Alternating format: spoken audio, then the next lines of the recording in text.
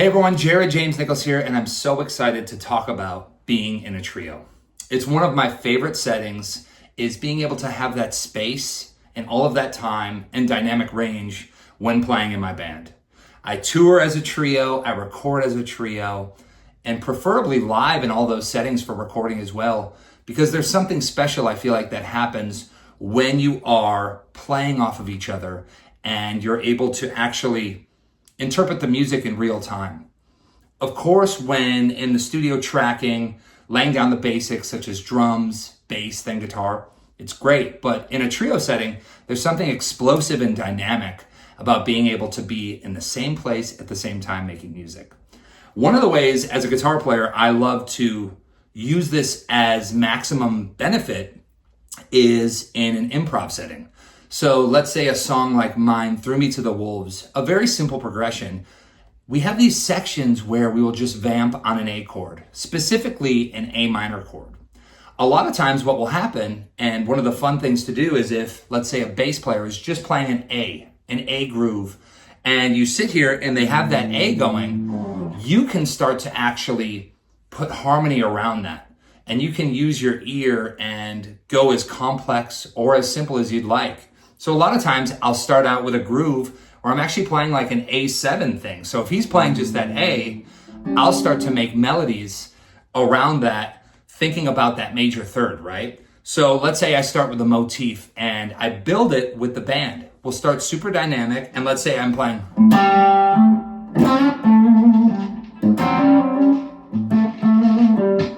Once you start to play along, you're able to make a little bit of a phrase. So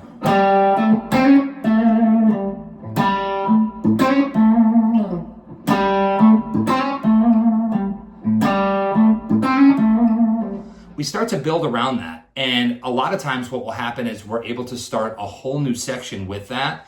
And I can start to use that almost as a starting point for improv. So I'm thinking a little bit more of like a kind of a Mixolydian feel, right?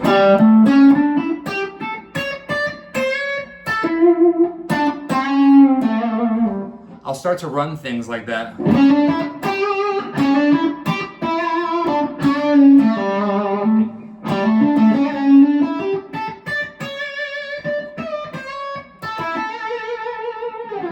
But what's really cool is then when you start to add different harmonies, right? Sometimes I'll go from just that 7, right, an A7, I'll back it down to an A minor chord. So let's say I'll do 4 bars of A7 and then change my whole mindset and really focus back on that minor third and go into that almost minor pentatonic sound. So I'll go from that A7 sound, that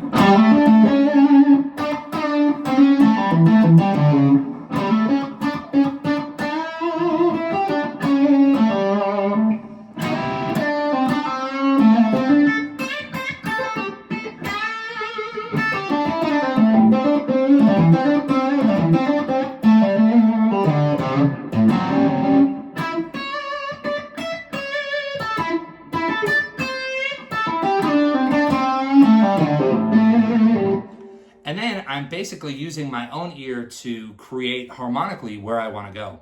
It's something about the space of a trio that lends itself to this, and it's super dynamic and it's super fun. One of the best feelings when I am playing in that trio setting is when I'm able to just stop. The band's playing a groove and I'm able to just build on that however I want to. It's up to my interpretation. It could be with certain stabs. Let's say I'm in A minor and I just hit a 3, 1, 2, 3. And what I do is I keep twisting the ear of the audience, and it's kind of like the power is in my hands to take them where I want.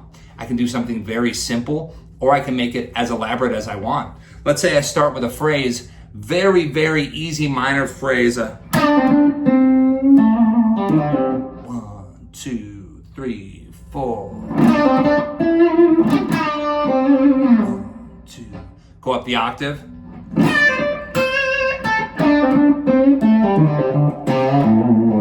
Then I can incorporate certain finger picking or dynamic phrases. So One of the things I love to do is I'll do these triplet rolls, right? Where essentially I'm taking the B string and the E string, leaving them open, starting on the 2nd fret of the G string and walking up A minor. So it sounds like this.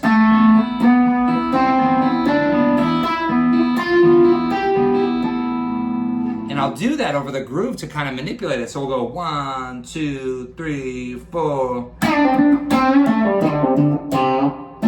2, 3, 4.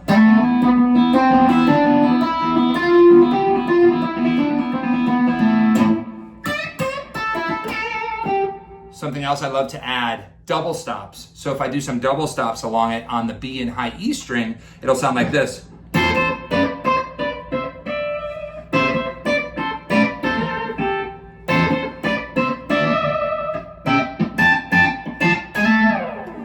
I always do this technique where I use my index finger and I just lightly kind of roll it around the strings, and it gives me this sort of sound, which is very cool.